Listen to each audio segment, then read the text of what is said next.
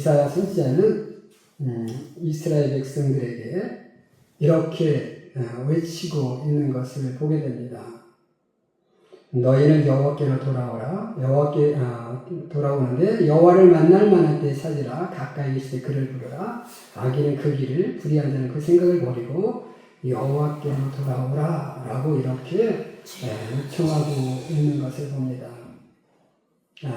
그런 이유는 오늘 55장 2절에 보면 이런 이스라엘 백성들의 삶이 이러했기 때문이다 라는 거죠. 2절에 보니까 이렇게 말씀합니다. 너희가 어찌하여 양식 아닌 것을 위하여 은을 달아주며 배부르게 못할 것을 위하여 수고하느냐. 나를 청종하라. 그러면 너희가 좋은 것을 먹을 것이며 너희 마음이 기름진 것으로 즐거움을 얻으리라. 이렇게 말씀하고 있는 것을 봅니다.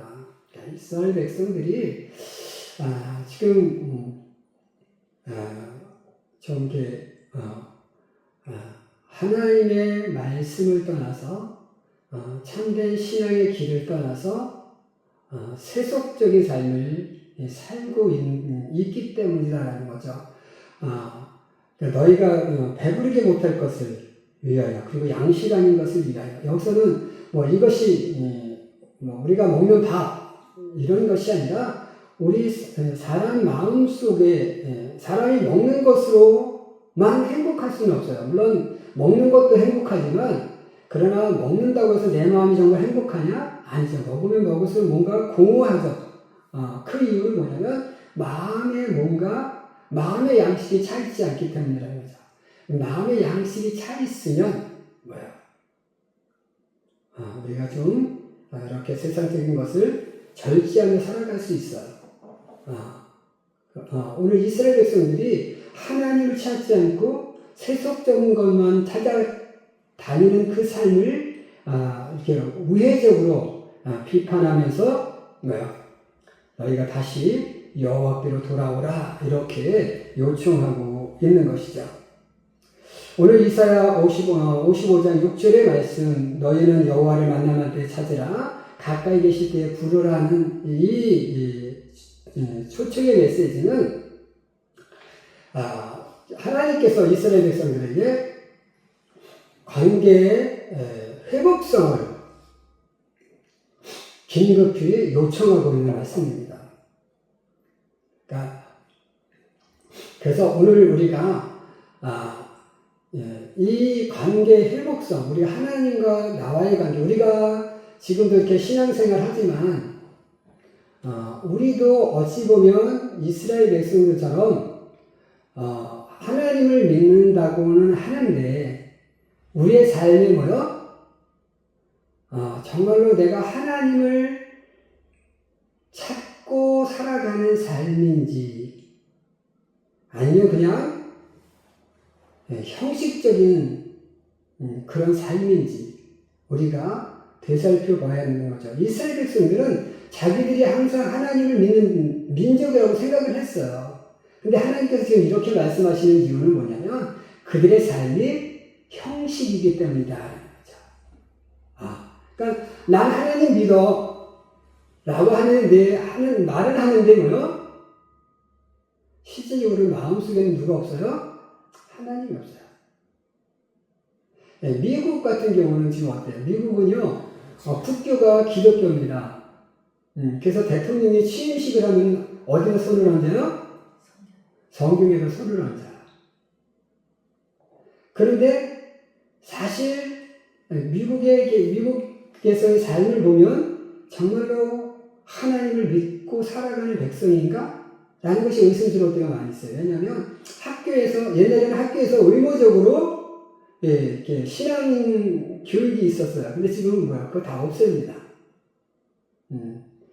그리고 차별금지법이라고 해갖고 목사님들이 이렇게 동성애 반대하는 설교 이렇게 하면 당신은 차별금지법 위반해서 그러면 벌금 내야 되고 그러니까 신앙적으로 많이 퇴색해가는 거죠. 그러니까 바로 지금의 이스라엘 백성의 삶과 그러니까 이사야 선지자 시절의 이스라엘 백성들의 삶과 지금 미국인들의 삶이 흡사한 거예요. 그럼 미국인의 삶만 그러냐? 오늘 우리의 삶도 그럴 수 있다라는 거죠. 그죠? 나도 하나님을 믿어. 나는 교회 내가 몇 년 다녔는데, 내가 교회 몇 년 다녔는데, 내가 교회에서 그래도 뭐 권사고, 내가 지금 교회에서 장로고, 내가 교회에서 목사고, 내가 교회 사모고, 내가 이런데, 하지만 내 속에 정말 하나님이 계시냐?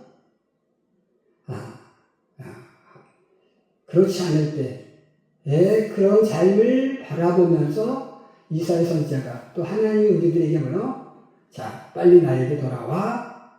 라고 정말로 하나님 관계 회복성을 언급하시면서 우리들을 초청하고 있다는 거죠.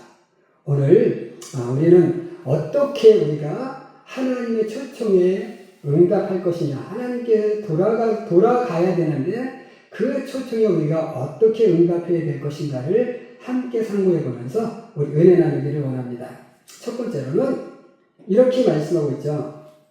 너희는 여호와를 만날 만한 때에 찾으라. 이렇게 얘기합니다. 여호와를 만날 만한 때에 찾으라는 거야. 자, 여호와를 만날 만한 때라는 게 무슨 뜻일까요? 하나님은 항상 내 곁에 계셔요. 그죠? 하나님은 항상 내 곁에 계시죠. 하나님은 항상 내 마음속에 계실까요? 안 계실까요? 계셔요. 그죠? 하나님은 항상 이 우주를 관리하시죠. 창세기에 보면 하나님의 신이 수면 위에 운행하시더라. 이 말씀이 있어요. 그죠? 이게 무슨 뜻일까요? 네. 하나님 품 안에 있다는 거예요.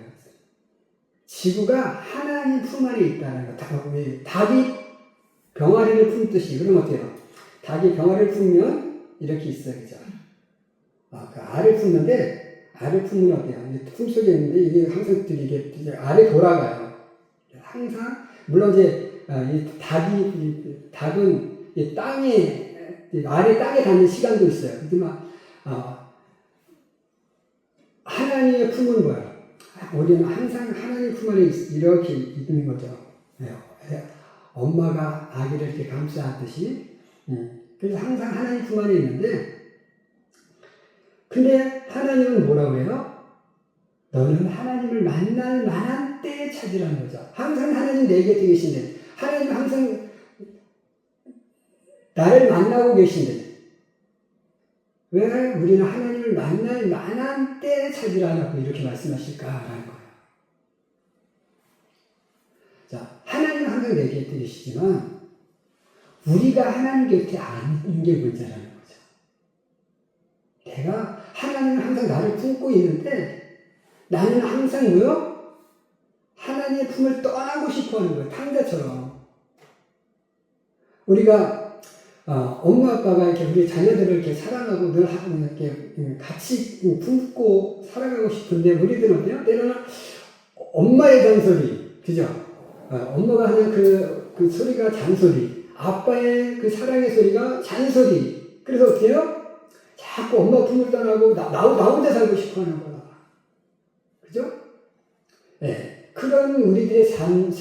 그러니까 하나님 품고 싶은데 우리는 떠나고자 하는. 그래서 우리가 밖에서 이렇게 탕자처럼 놀고 있어. 그런데 이 탕자가 아버지께로 돌아와야 되는데 돌아오고 싶은데 이 체면이 못 돌아와요. 그런데 돌아오는 때가 있어요. 그죠? 그때가 어느 때예요? 자기가 정말 거체하여 바닥에 떨어져서 더 이상 내 힘으로 세상을 살아갈 수 없어. 아버지 품이 좋았는데 그 아버지의 그 사랑을 느끼는 그 시간이 뭐예요? 하나님을 만난다는 때인 거예요. 하나님을 만나는데 적기가 있어요.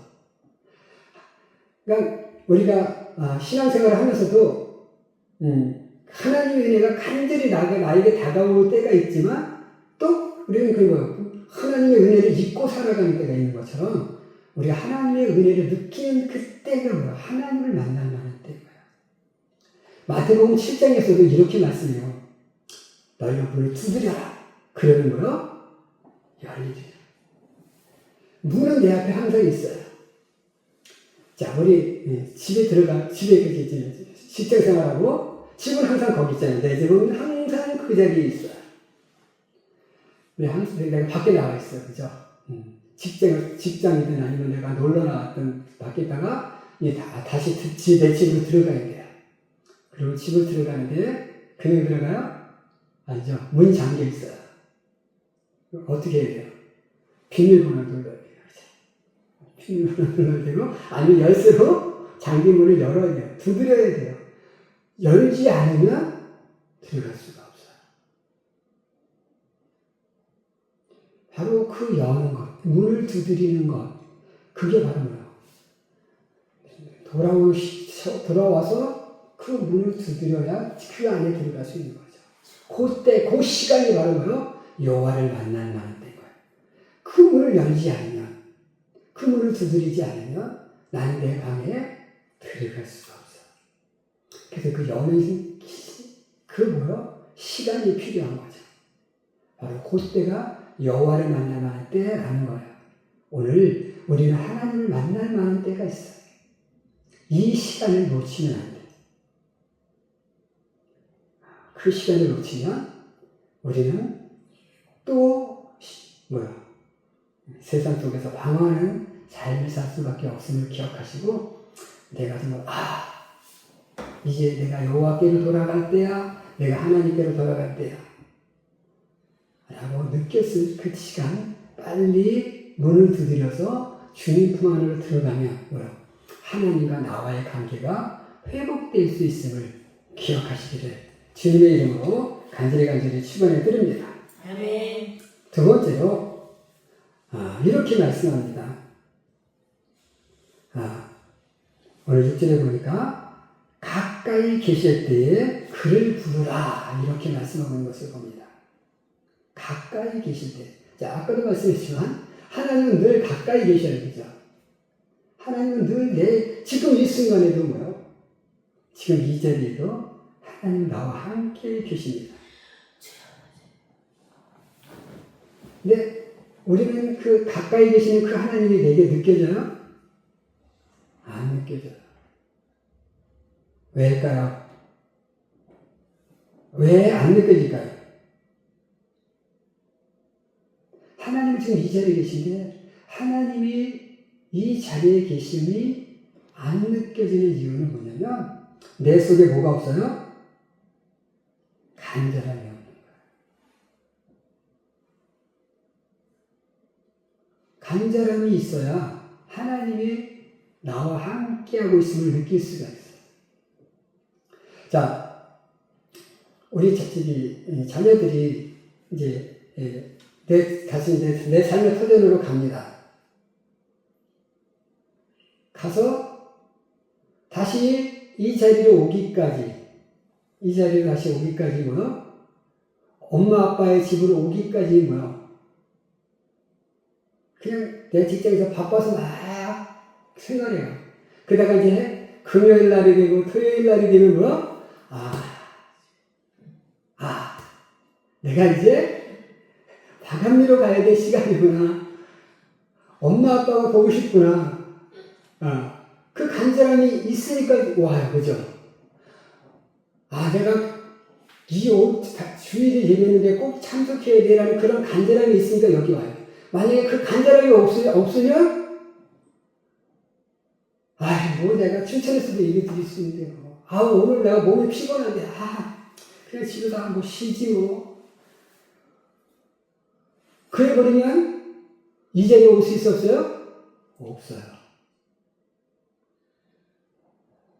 그러니까 내가 몸이 힘들고 피곤하고 그래도 박연이 오면 엄마 아빠를 만날 수 있고 박연이 오면 교회에 예배를 드릴 수 있고 그러한 간절함이 있으니까요. 박연이 힘들어도 40분, 1시간 그 먼 시간을 달려서 이 자리에 올 수 있는 거예요.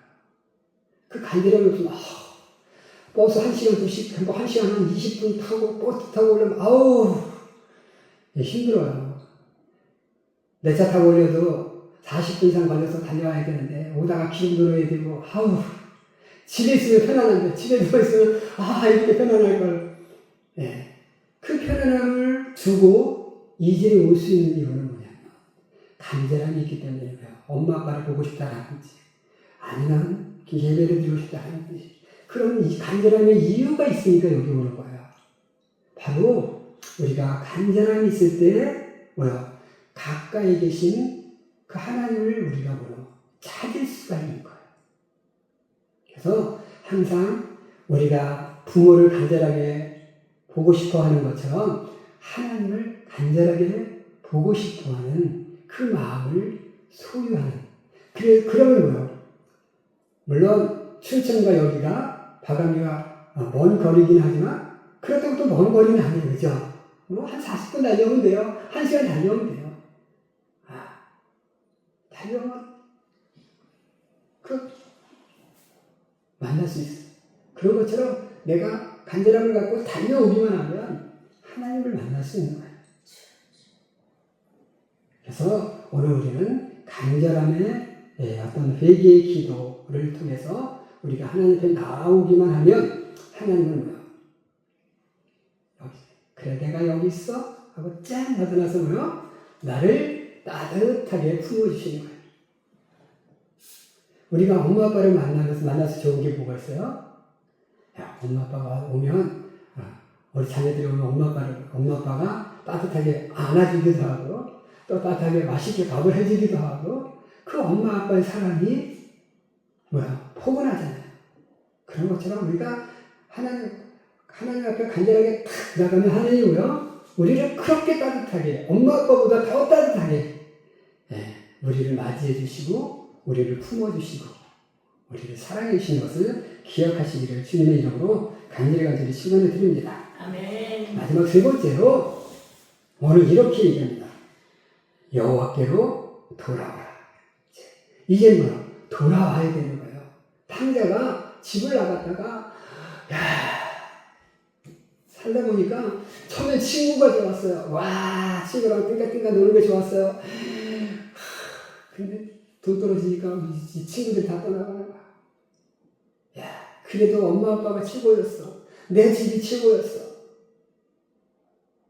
라는 것을 느끼니까 이제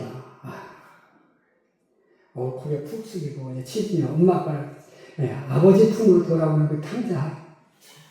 자, 그 돌아올 때 그 탕자의 마음은 어떤 마음이었을까요? 아빠를 싫어했던 마음, 그 아버지의 잔소리를 싫어했던 그 마음 다 버린 거예요. 그죠? 저희는 아버지의 잔소리가 싫었던 거예요. 형의 잔소리, 아버지 가족의 어떤 구속이 싫었던 거예요. 근데 나가보니까 엄마 아빠의 잔소리가 너무 좋았던 거야. 그게 없으니까 오히려 허전한 거야. 그게 잔소리가 아니었던 것을 생각해낸 거예요. 아는 거예요. 그러니까 돌아오죠. 오늘 이 하나님께서 너희는 불의한 생각을 그리고 악한 생각을 버리고 여호와께 돌아오라 이렇게 말씀하죠. 자, 하나님께서 에덴 동산을 창설하시고 거기에 아담과 하와를 두셨어요. 아담과 하와를 거기에 에덴 동산에 두신 이유가 뭘까요?